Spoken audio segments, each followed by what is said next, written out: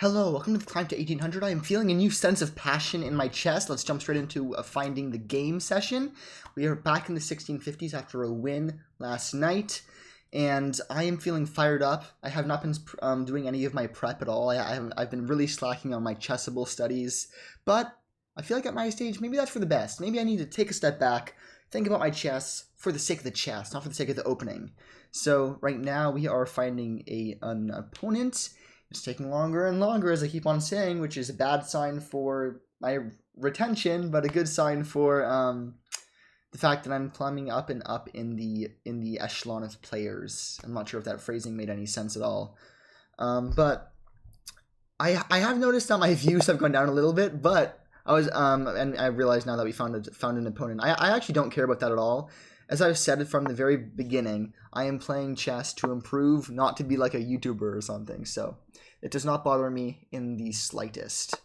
And we are going to be playing against a 1735, a very worthy opponent who placed. Wait. Oh, I guess this is going to be a same-ish.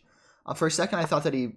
Yeah. So it's going to be a weird same-ish variation, but not in the normal move order. So that's weird. We're just gonna be playing normally. I actually really suck at same-ish. I suck at two key variations of the King's Indian.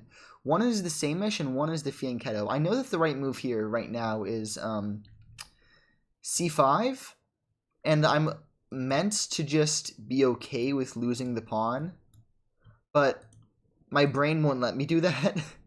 So instead I'm gonna play knight to d7. I'm abandoning my opening preparation because I know that c5 was the move there.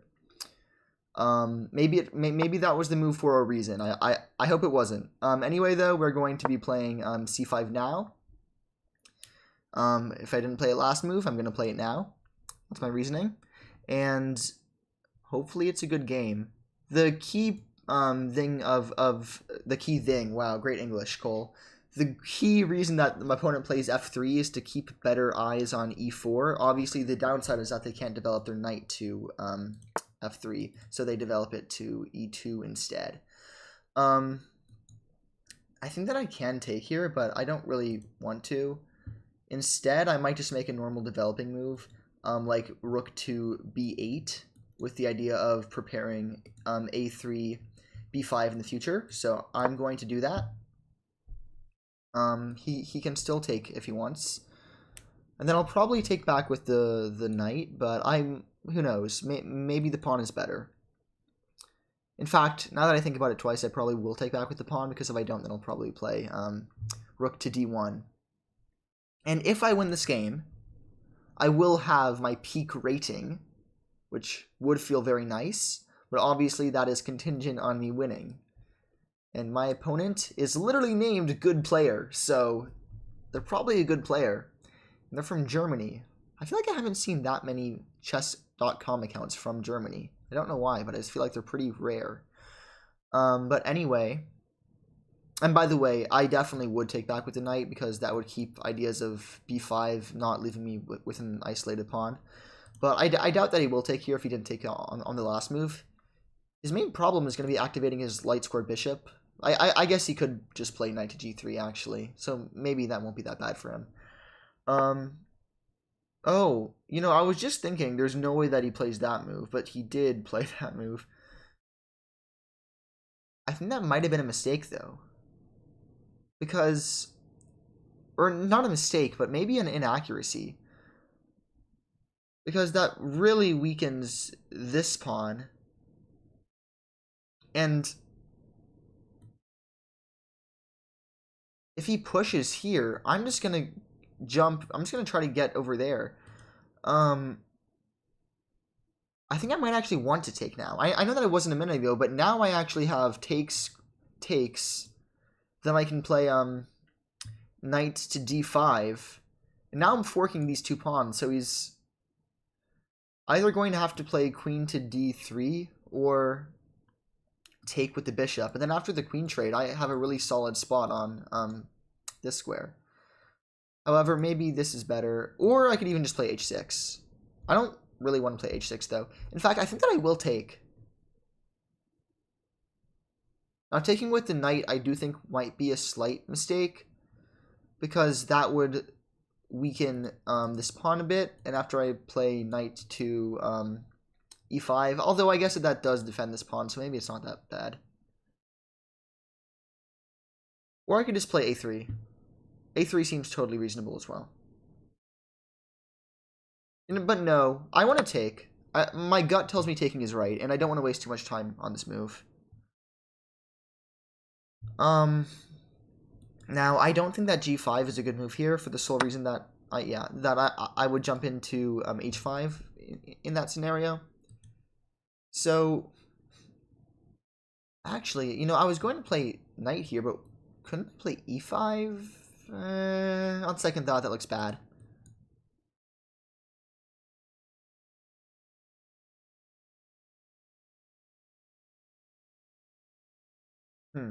This knight is a little bit loose, by the way, so that is something to consider. I do want to play knight to e5 because he will have to defend this pawn, so let's see how he does it. And also I'm just activating pieces. And it keeps this knight a little bit immobile. I'm not sure how to say that. Because it's now in defense of this pawn. And on top of that, I now have the move knight fd7 in case I need it. Or if I ever want to trade or something, I can also go knight. Yeah. That move makes sense. But now I think that I play queen to c7, preparing a3, b5. Or I could just... No, I can't play b5 right now because that blunders a pawn.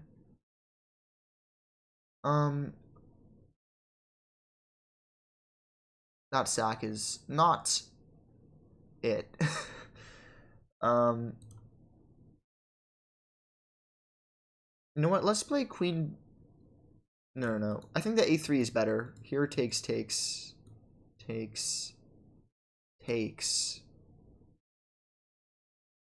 No. Okay. a3 is the better move, actually. Because if I played queen to c7, I think that he actually had knight to b5 with tempo on my queen, of course, which would have been pretty annoying. Although on second thought, I guess I would have actually had queen c6, a3, and then I'm putting more pressure on these pawns because this knight wouldn't be there to defend. One thing that I'm noticing is that as I'm playing more and more chess, the variations flow a lot more naturally to me, which I guess makes sense because I'm just getting better. But it's very interesting how noticeable the difference is. That being said, I've been stuck around 1650 for a while now, so hopefully I'll see some growth pretty soon. Okay, so he really just wants to murder me, pretty much. Just absolutely murder me.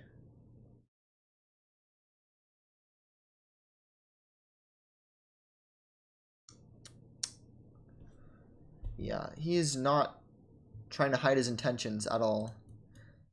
Now, I think that it's probably best just to lock it down right now, and then let him push. And then kind of get stuck, because he won't really be able to advance too much. The thing is, I just can't let him barrel through. If he takes, then I'm totally chilling. I don't think he will, though. Is h5 here necessary? I think it is. Because if I don't play h5, then he plays h5 himself. And then I actually am in a lot of trouble. And then if he pushes right now, I can go back to d7. The issue is that after all that, he actually... Oh no, he pushes f4, but then I actually have knight to... here.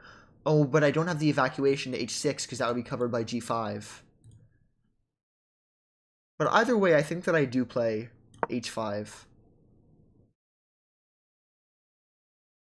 And I'm not sure how easy it's going to be for him to break through if that's what he wants to do. Now, I am down 2 minutes, but if you've been watching for a while, then you'll know that for my general gameplay, that is pretty wicked fast. For my speed, at least. Now, I do not like this position at all, if I'm being honest, but sometimes you do have to play with the cards that you're dealt. He takes. Okay, I don't think that that's as good as it looks. Because now I take back with the knight, and his pawns will have a difficult time getting through.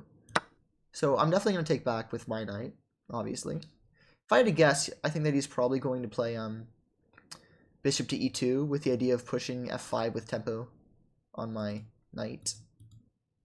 Maybe not.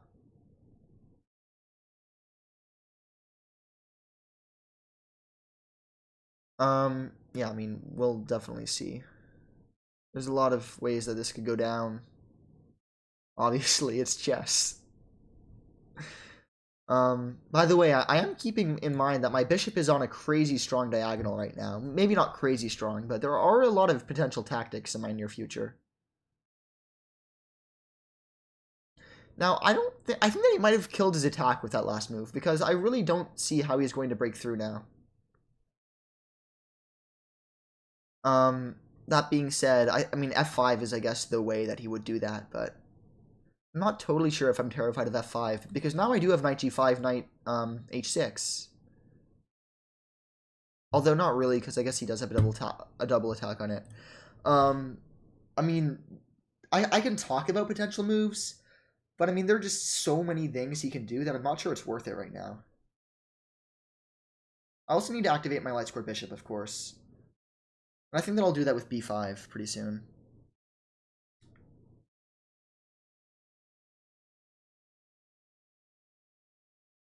Although, right now, obviously, b5 isn't super great, because takes. Oh, takes. I actually have takes. Oh yeah, b5 doesn't work, because his light square bishop is watching it too. Maybe I'll have to play bishop d7. Excuse me. Yeah, this is hyper complicated. Okay, so he wants to trade. Obviously, I'm not going to take the trade. He'll have to take me, because if I take him, then I'm letting his queen in. Like, what am I doing? I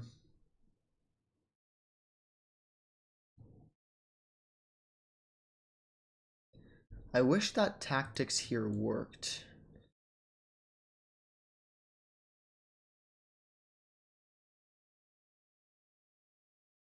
Obviously, if this knight was gone, then I would just win on the spot. But I cannot wish away pieces that are there. But is there any way for me to deflect this? At all? I don't think there is, unfortunately.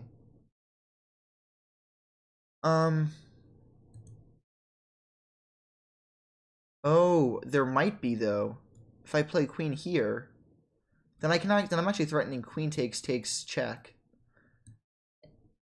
Is that too much of a hope chess move, though? It might be. Because I mean, he could just play rook here. No, he couldn't, because then still takes, check. Oh, yeah, check. And I take with... You know what? I like that move. I like that move a lot. Because it poses questions for him, and he hasn't had questions in a long time.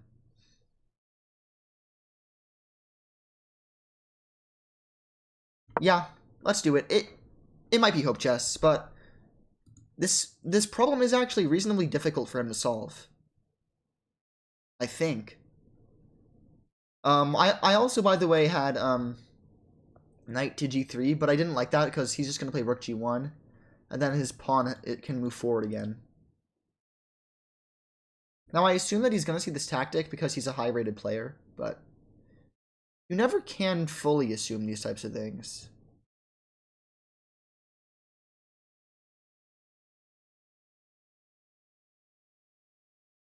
Yeah, you can never fully assume. In chess and in life. Look at me giving life tips in the middle of a chess video. Gotta love it. Actually, I don't like my last move because I just realized that he can kind of just...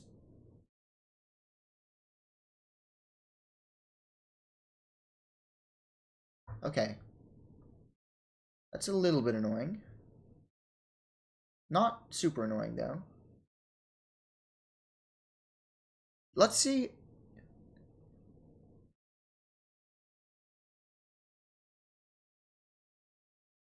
Oh no, I do have to take here first. No matter what happens, pretty much. Yeah. Okay, he blunders. Yeah, he blunders. I mean, it happens, right? But this is that's I mean, a tactic I was talking about for a minute now. And sometimes that's just how it goes. I mean, I blundered my queen to a knight fork the other day, to a royal fork, in fact. So I can't judge. I mean, the best of us make those mistakes, and I am certainly not the best of us, but you know what I mean. Um, and by the way, that's a testament to don't play moves super fast, super quickly, because he played that move in 7 seconds, and that's what happens. Um, Now I don't think that my move Queen B6 was actually great because it stopped my any ideas of pushing my B pawn, and um, well, now I obviously just take, and he could have just played bishop to E2 before stopping any ideas that I had. And now, I mean, I'm up a piece. I really should be winning these games. So let's simplify. Now, it might not be as simple as I'm hoping it is, because, well, no, I mean, it really should be. I mean, being up a piece is just too big of an advantage not to convert.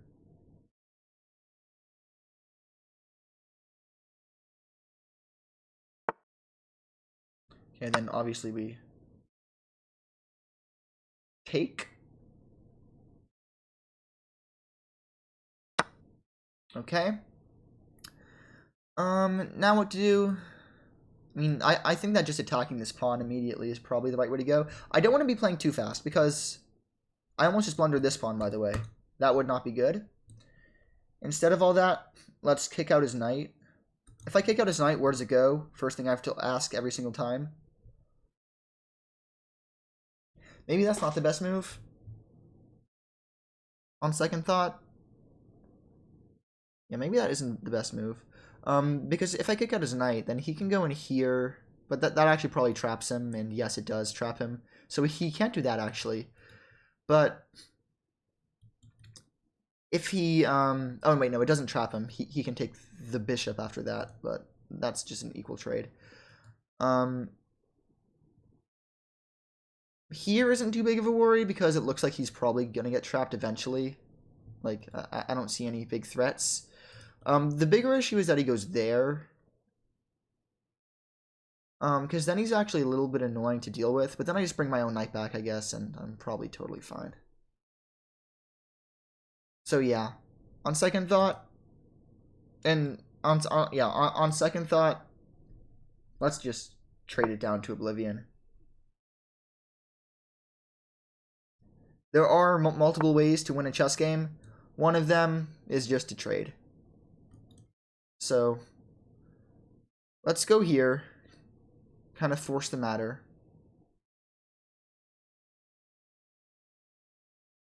Although, I also don't want to give him any ideas to play against me. But yeah, for now, well, here, he was probably going to play rook here. And I really don't want to give him any counterplay at all. I mean, it might look stupid talking about these moves that are all winning, but... I also don't want to blunder any perpetuals, obviously.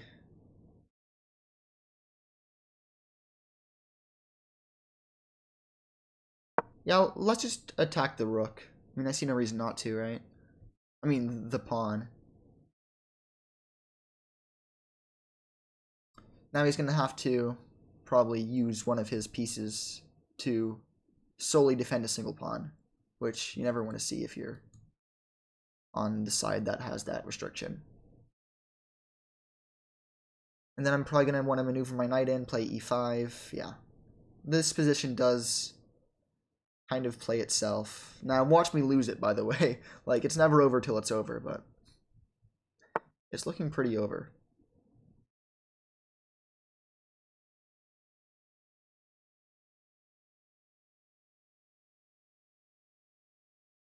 if I play here, and he still takes, and plays rook here.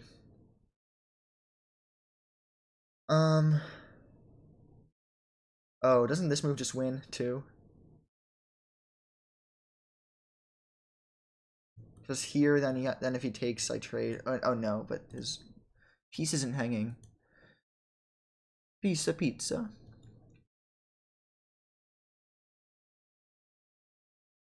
Oh my god, this would actually lose the game, or not lose, but it would lose my advantage to this, by the way.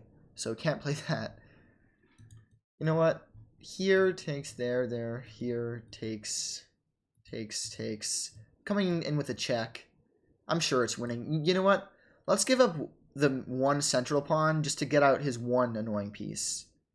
And he really only has one piece that's even slightly inconveniencing me. So let's just get it out. I think I am sacking a pawn to do this, but I mean, it's worth it. I mean, once he loses this knight, and I'm almost positive he's going to play rook here. If he doesn't, then he just loses. Like, yeah. So here takes, and then I'm just coming in. Yeah. By the way, I should not be playing this fast, but I am down on time, so maybe I have to.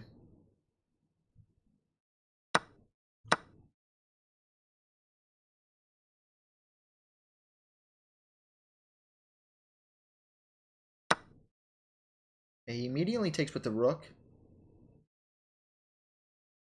Should we give a check first, or should I do this first?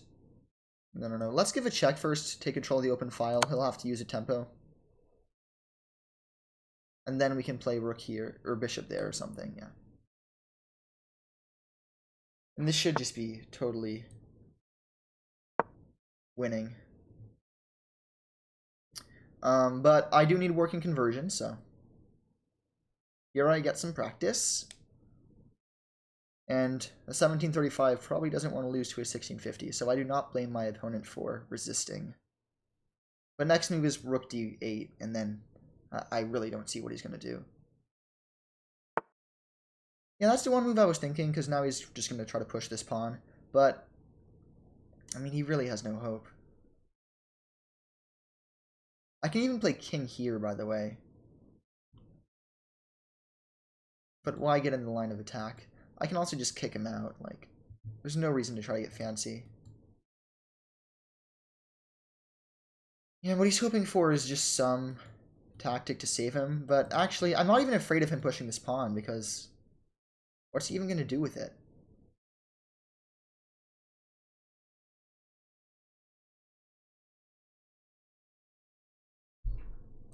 That being said, I'm trying to play lights out chess, so let's play the most accurate move possible. And I think that this is probably the most accurate move possible, because it gives him no chances at all. Like, he can't even push h5 now. And rook d8 is still coming in. Like, he has absolutely nothing. The only chance that he has is obviously is if I blunder. Which is possible, of course. But it's seeming less and less likely.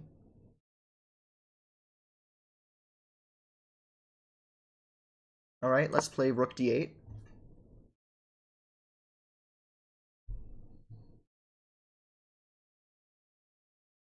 And then we're just going to go in and play Goblet Gobbler.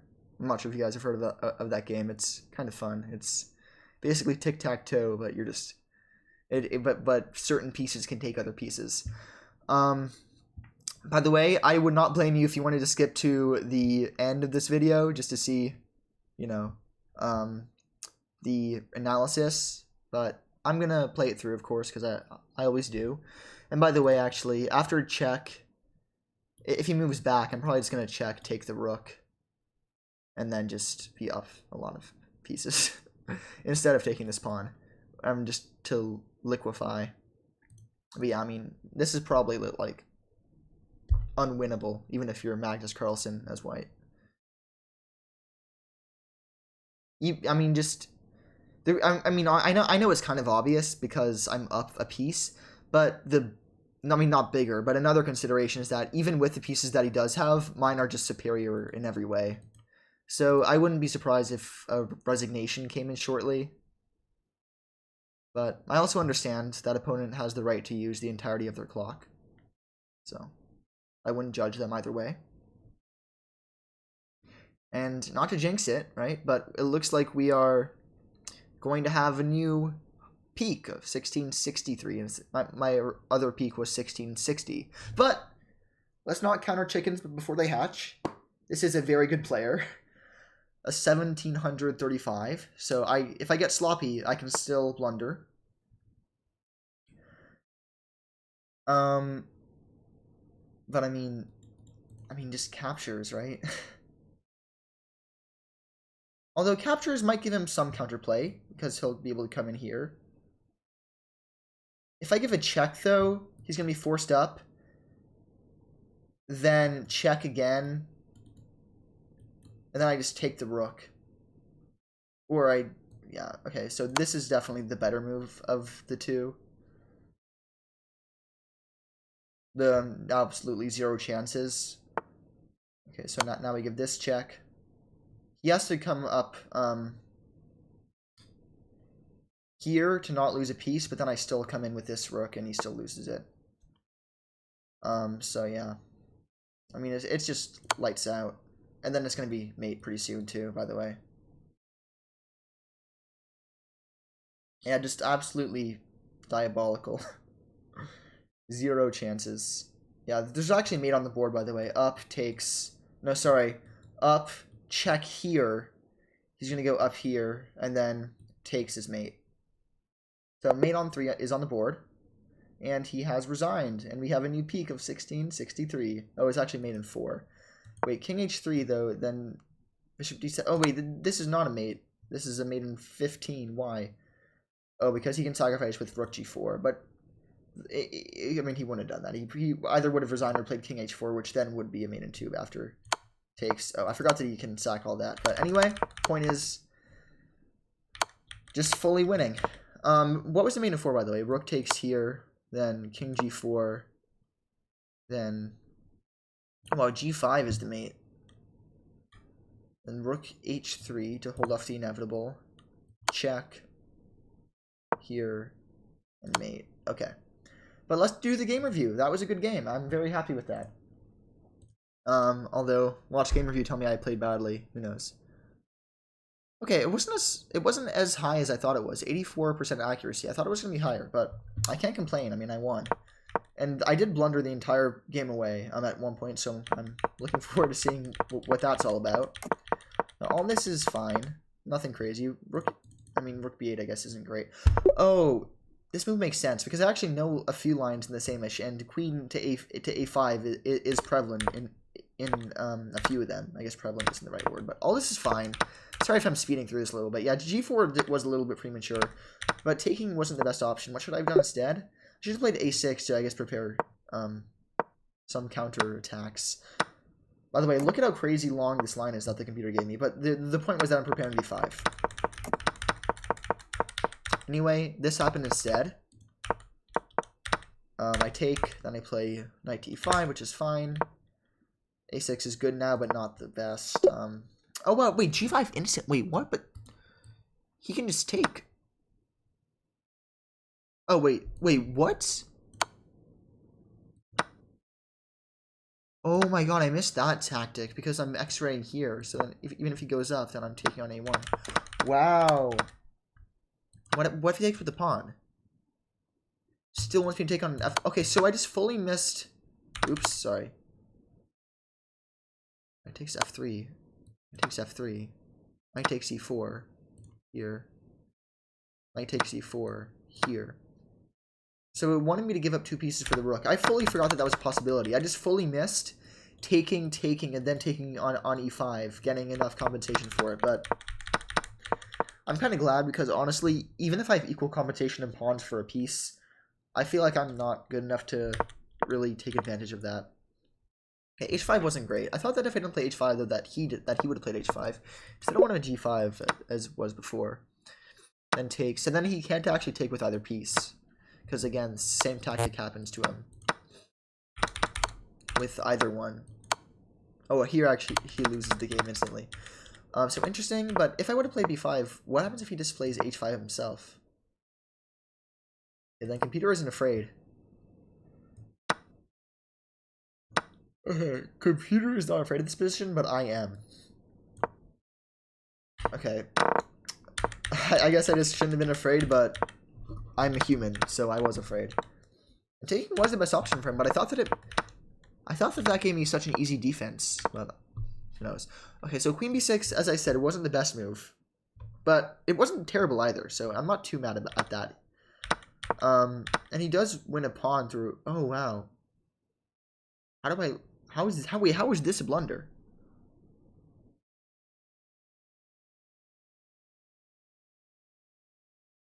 Wait, how is this a blunder? He misses it, but how is that a blunder?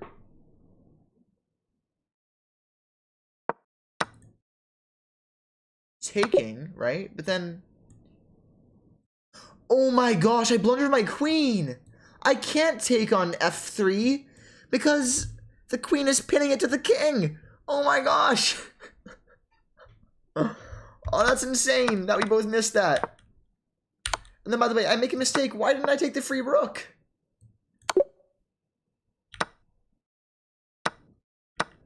Why did I not take the free rook? That's ridiculous. I didn't take the free rook. But more insane is the fact that I fully blundered my queen and my opponent didn't see it. I guess they were afraid of simplification. I'll bet you that if they saw the analysis, they're very mad at themselves right now. Then I trade instead of taking the rook, and then all this is fine. But wow, wow, wow, wow. And then, yeah, 97 was best, giving up the pawn for it. But, yeah. So I'm speeding through this because there isn't too much to analyze.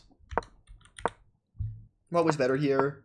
And just rook here. I was afraid of maybe some counterplay, but that really would never have happened. Like ever. Because now I'm pinning here. Even if he tries to give a check, I just... The king h7.